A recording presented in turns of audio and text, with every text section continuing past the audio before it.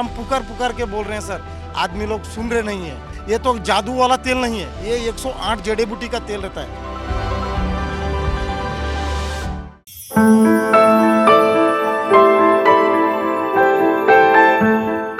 उत्तर प्रदेश सहित पूरे देश में इस समय महाकुंभ की धूम चल रही है। प्रयागराज से बहुत ही विहंगम दृश्य सामने आ रहे हैं। उत्तर प्रदेश सरकार ने भी इस कार्यक्रम में तरह तरह के इंतजाम किए हैं। आज के इस वीडियो में हम आपको महाकुंभ और उसके इतिहास से जुड़ा एक किस्सा बताएंगे।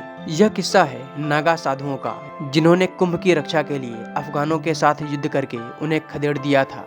बात है 1751 की। उस समय प्रयागराज जो इलाहाबाद था, वहाँ कुंभ चल रहा था। हालांकि आधुनिक इतिहास के ज्यादातर दस्तावेजों में कुंभ के ज्यादा पुराने रिकॉर्ड नहीं है, फिर भी ईसाई धर्म के प्रचारकों और कई अन्य साक्ष्यों में कुंभ का विवरण जरूर मिलता है। सदियों से प्रयागराज के कुंभ में नागा सन्यासियों के शामिल होने का सिलसिला चला आ रहा है। ये सन्यासी प्रयागराज में कुंभ के मेले में ही दिखाई देते हैं। 1751 में कुंभ में अवध के अफगान लड़ाकों ने इलाहाबाद के कुंभ में लूटपाट और स्थानीय लोगों पर अत्याचार शुरू किए।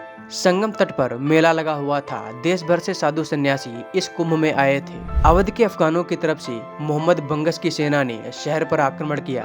धनवान लोगों को लूटा जा रहा था और सामान्य लोगों पर तरह तरह के अत्याचार हो रहे थे। Journal of Asiatic Society of Bengal के एक अंक में और विलियम इरविन की एक पुस्तक ए बंगश नवाब ऑफ फर्रुखाबाद में इसके विवरण देखे जा सकते हैं। इन किताबों में नागा साधुओं की वीरता का उल्लेख है। विलियम इरविन ने स्पष्ट रूप से लिखा है कि उस पुराने शहर और किले के बीच नागा साधुओं की छावनी थी।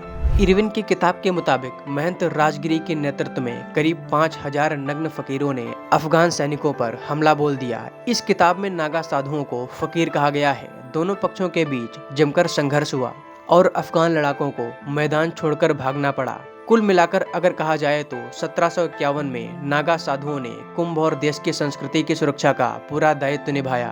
आज भी ये नागा सन्यासी महाकुंभ में आ रहे हैं। इस बार के महाकुंभ में भी इन सन्यासियों का जमावड़ा लगा हुआ है। हम नागा लोग हैं, ये सन्यासी नागा है। हमारा तो जो है ये युगों युगों से तपस्या करना हमारा कर्म है। हम करते आए हैं, हमारे गुरु पूर्वों ने करते आए हुए, उस परंपरा को लेके हम भी आगे बढ़ रहे हैं और करते आए और करते रहेंगे। हाँ, अभी भी कर रहे हैं। रही बात मटके का स्नान का, तो रात को एक्चुअली ये 41 डेज का होता है, लेकिन यहाँ महाकुंभ मेले के अंदर जो है समय का और जगह का वो होने के वजह से हमने इसको 21 डेज का रख दिया। तो इसमें क्या अचानक जो है पहले दिन से ही 51 घड़े से जो है हमारा जलधारा चालू हुआ। रात को भर के रख देते हैं और सुबह आपके सामने आपने प्रक्रिया देखी, सब लोग मेरे ऊपर डालते हैं, मैं वहाँ बैठ जाता हूँ। उसको आप जला अभिषेक बोले। इस प्रक्रिया के बारे में बताइएगा। और क्या घड़े बढ़ते रहते हैं जी की प्रक्रिया में? घड़े बढ़ते हैं, एक दिन 3 बढ़ते हैं, एक दिन 2, एक दिन 3, एक दिन 2। अभी आज 61 घड़े थे। हाँ, ऐसे ही जब 21 दिन पूरे हो जाएंगे तो कितने घड़ों से आप 108 घड़े जी।